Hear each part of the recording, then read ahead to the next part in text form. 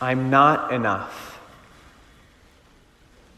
I wonder if you've had that thought at some point. I'm not enough to raise this family.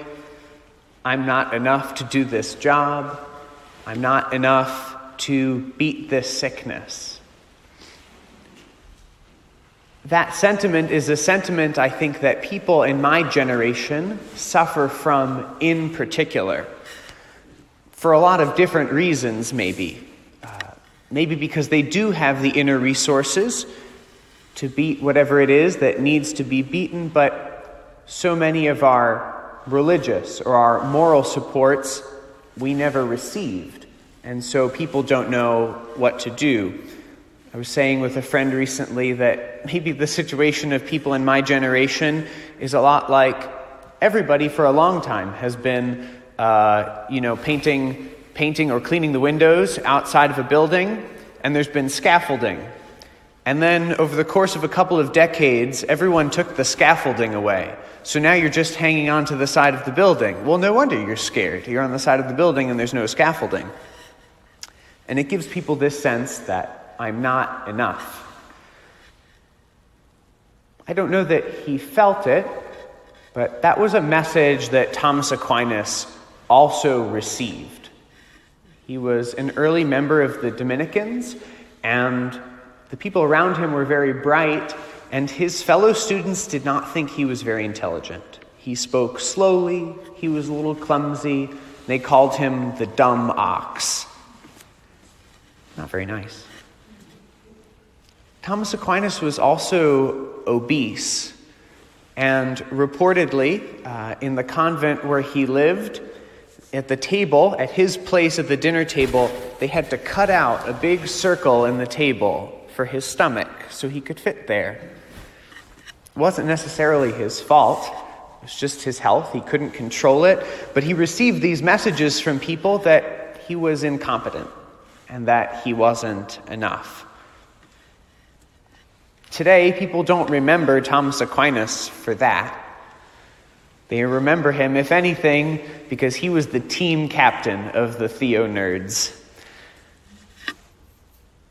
If you've ever sung Tantum ergo sacramentum, Thomas Aquinas wrote that, or O salutaris hostia, he wrote that too.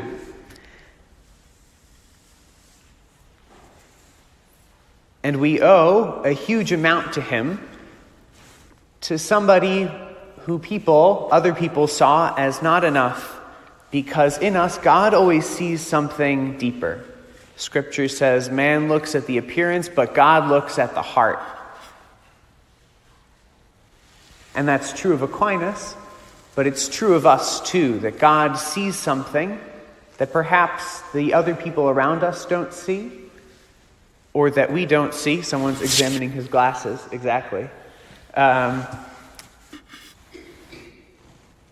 he draws that out of us.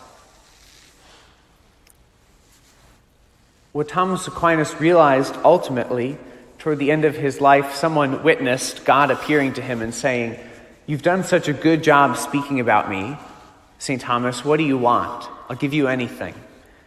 And Thomas Aquinas got it. He said, "I don't want anything except you, Lord." Because he realized that as much as you can be fed this message, you're not enough, we are enough when we have God. So we ask for St. Thomas's intercession for us to be able to receive, for God to activate what's hidden in us, what we don't see, the potential we don't see, that he can draw out with his help and with his grace. And that happens through the Eucharist. That was something Thomas realized, and so he wrote these words about the Eucharist. Godhead here in hiding, God who we don't see or recognize necessarily, whom I do adore, masked by these bare shadows, shape and nothing more. See, Lord, at thy service, lo, lies here a heart, lost, all lost in wonder at the God thou art. That God we invite and receive and welcome today.